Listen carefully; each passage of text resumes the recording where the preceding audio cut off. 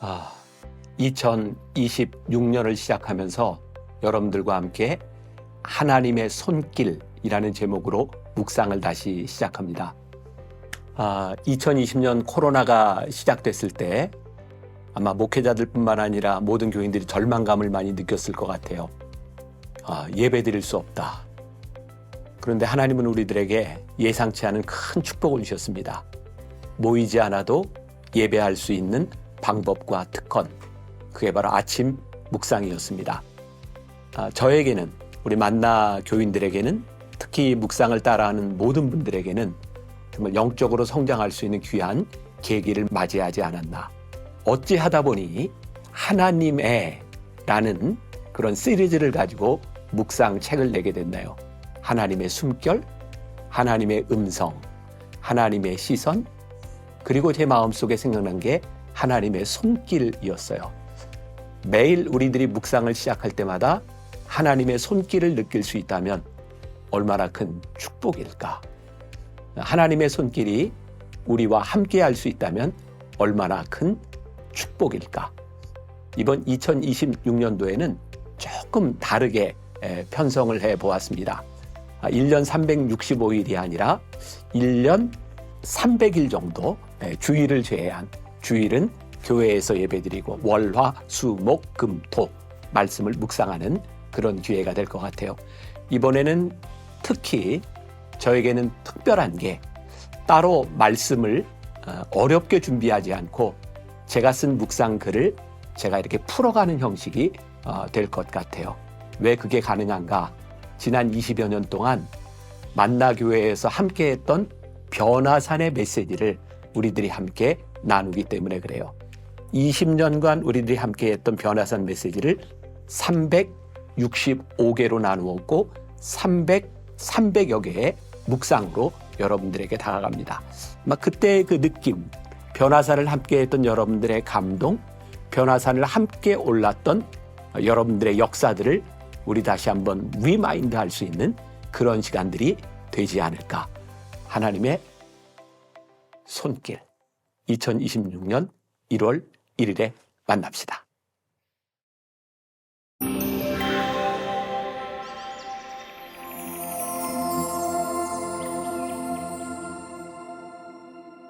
개별성을 깨뜨리십시오. 마태복음 16장 24절. 개별성이란 챔버스가 추구하는 순종의 삶은 인간이 가지고 있는 자연적인 개별성을 넘어서 성령께서 주시는 인격성으로 변화되는 훈련의 시간을 지나는 것입니다. 우리를 이 훈련으로 인도하실 때 하나님께서는 결코 강압적으로 일하지 않으시며 인격적 관계를 중시하십니다. 개별성은 한 인격체를 껍질처럼 보호하기 위해 창조된 것입니다. 그러나 인격적인 생명이 하나님과 관계를 맺기 위해서는 개별성을 뚫고 나와야 하며 이때 개별성은 제거되어야 합니다. 개별성에는 자신만의 독특한 개성과 욕망이 있습니다. 본래 하나님이 창조하실 때 인간의 본성은 하나님께 영광을 드리도록 계획되었지만 죄로 인해 타락한 개별성은 이러한 본성에 반합니다. 그런 의미에서 우리가 가지고 있는 개별성은 제거되어야 합니다. 믿음을 방해함으로 순종의 장애물이 되기 때문입니다. 주님을 따르기 위해서는 자신의 주장을 버리고 종의 마음으로 그분을 믿고 의지해야 합니다. 인격성이란 개별성의 본성은 매우 자기중심적입니다. 개별성을 가지고는 절대로 믿을 수 없습니다. 하지만 우리 안에 있는 영은 믿지 않을 수 없도록 합니다. 그러므로 하나님의 영이 우리 안에 역사하실 때 각별히 주의해야 합니다. 성령께서 역사하실 때 자신을 돌아보십시오. 성령께서는 분명 당신이 개별성을 양보해야 하는 자리까지 몰고 가실 것입니다. 이때 나는 할 수 없어요 라고 하든지 아니면 성령님께 항복해야 합니다. 성령께서는 정직하게 우리의 개별적 본성이 어떠한지 보도록 하십니다. 그때 우리의 인격성이 성령님께 순종하면 개별성의 껍질이 깨지고 우리 안에 있는 생명을 보게 됩니다. 개별성이 가지는 이기심을 하나님께 내려놓을 때 우리는 하나님과 연합하게 됩니다. 그때 비로소 우리 안에 참 생명이 자라날 기회를 얻게 됩니다. 김병삼 목사의 매일 만나 365, 오늘은 12월 11일 개별성을 깨뜨리십시오라고 하는 제목으로 말씀을 함께 나누어 보겠습니다.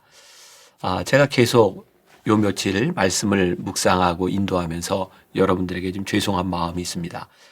오스왈드 챔버스가 왜 이럴까요? 우리에게 참 이해하기 힘든 그런 표현들이나 어려움이 며칠 계속 가고 있는데, 어제 말씀과 연관해서 이 어려움도 우리들에게 훈련의 시간이겠구나, 지루함도 우리들이 뛰어 넘어가야 되는 시간이구나 라는 생각을 가지고 요 어려운 순간들을 잘 지나가시면 좋겠습니다.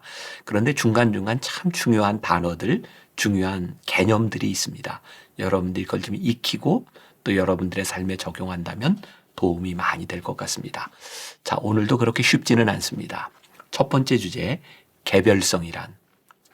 챔버스의 묵상에서 자주 등장하는 단어가 있습니다. 하나는 개별성, individuality라는 말이고, 다른 하나는 인격성, personality라고 하는 말입니다.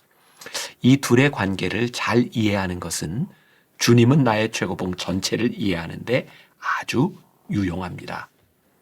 챔버스가 추구하는 순종의 삶은 인간이 가지고 있는 자연적인 개별성, 인디비듀얼리티를 넘어서 성령께서 주시는 인격성, 이것을 퍼스널리티로 표현했어요.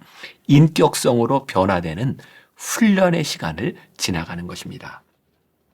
그리고 우리를 이 훈련의 장으로 인도하실 때 하나님께서는 결코 강압적으로 일하지 않으시며 인격적 관계를 중시하신다는 것도 분명히 알아야 합니다. 이 부분을 좀 더 이해하기 원하신다면 3월 1일 그리고 11월 18일 묵상을 다시 한번 보아도 좋을 것 같습니다. 오늘 묵상에서 챔버스는 개별성에 대하여 조금 더 깊이 다루고 있습니다. 이렇게 말해요. 개별성은 한 인격체를 껍질처럼 보호하기 위해 창조된 것입니다.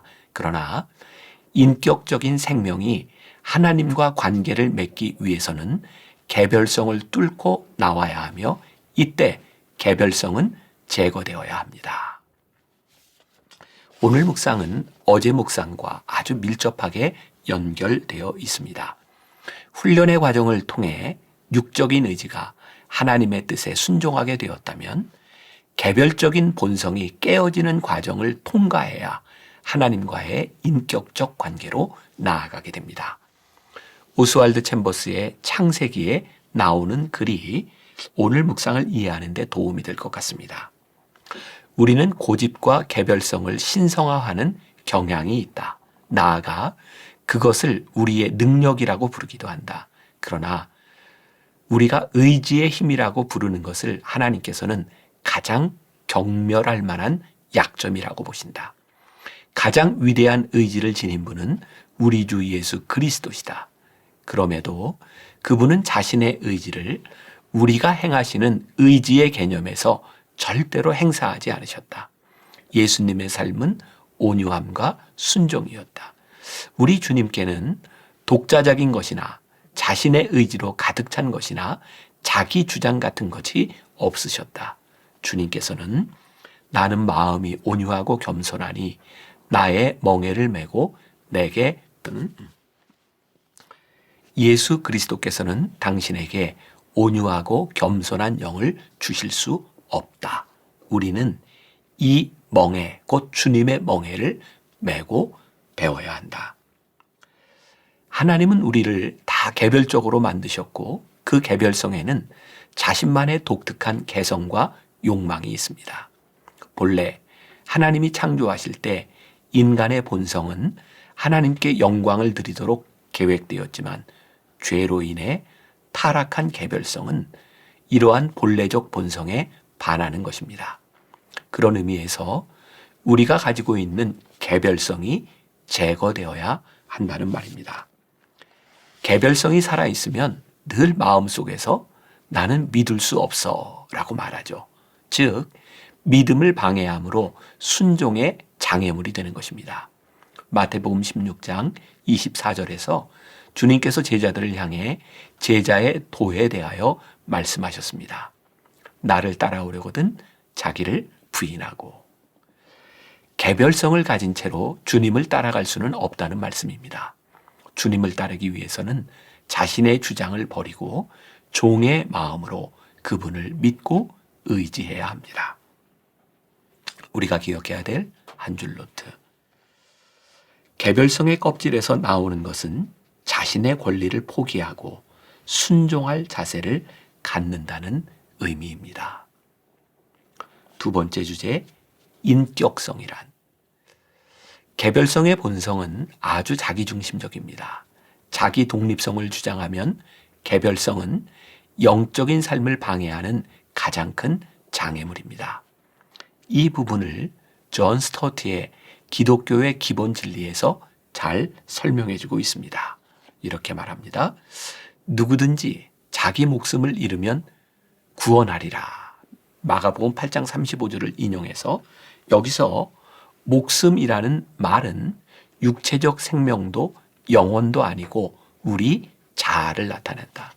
생각하고 느끼고 계획하고 결정하는 자아, 즉 인간의 인격이다.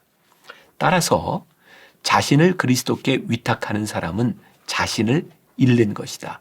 그렇다고 그것이 그의 개성을 잃는 것을 의미하는 것은 아니다. 그의 의지는 실제로 그리스도의 의지에 굴복되어 있지만 속성은 그리스도의 속성에 흡수되지 않는다. 그와는 반대로 그리스도인이 자기를 잃을 때는 오히려 자기를 발견하여 진정한 자기의 본 모습을 깨닫게 된다. 그러므로 그리스도를 따르려면 자기를 부인하고 자기를 십자가에 못 박으며 자기를 잃어야 한다. 이제 예수 그리스도의 완전하고도 준엄한 명령이 분명하게 제시되었다. 주님은 대충 건성으로 따르는 것을 원하시지 않고 열정적이고 절대적인 헌신을 요구하신다. 그리스도께서는 우리가 그분을 주님으로 모시기를 요구하신다. 만일 나는 믿을 수 없어 라고 말한다면 그것은 우리 속에 있는 개별적 본성이 그 믿음을 방해하고 있기 때문입니다. 개별성을 가지고는 절대로 믿을 수 없습니다. 하지만 우리 안에 있는 영은 믿지 않을 수 없도록 합니다. 그러므로 하나님의 영이 우리 안에 역사하실 때 각별히 주의해야 합니다. 챔버스는 말합니다. 성령께서 역사하실 때 자신을 돌아보십시오. 성령께서는 분명 당신이 개별성을 양보해야 하는 자리까지 몰고 가실 것입니다. 이때 나는 할 수 없어요 라고 하든지 아니면 성령님께 항복해야 합니다. 성령께서는 정직하게 우리의 개별적 본성이 어떠한지 보도록 하십니다. 그때 우리의 인격성이 성령님께 순종하면 개별성의 껍데기가 깨어지고 우리 안에 있는 생명을 보게 됩니다.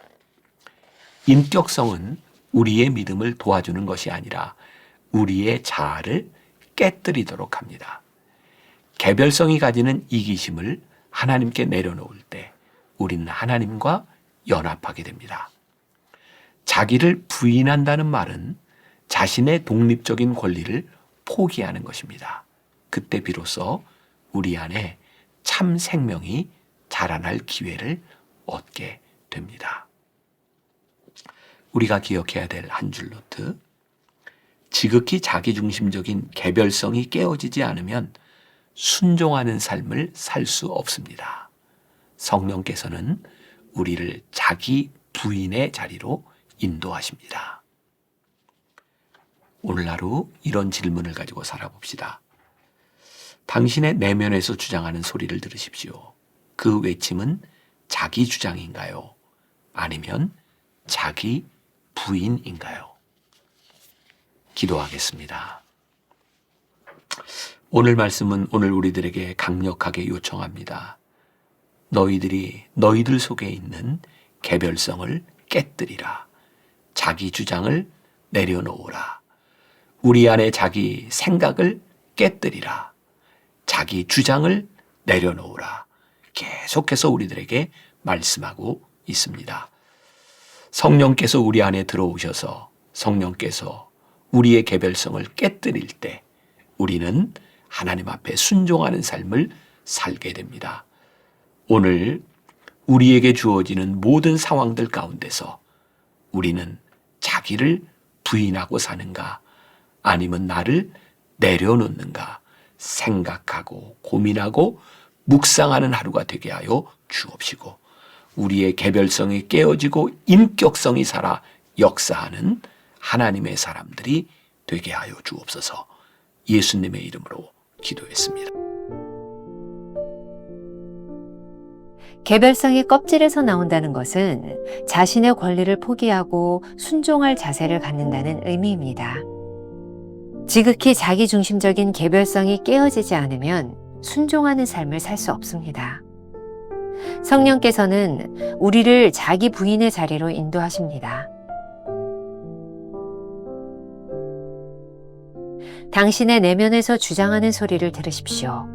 그 외침은 자기 주장입니까? 자기 부인입니까?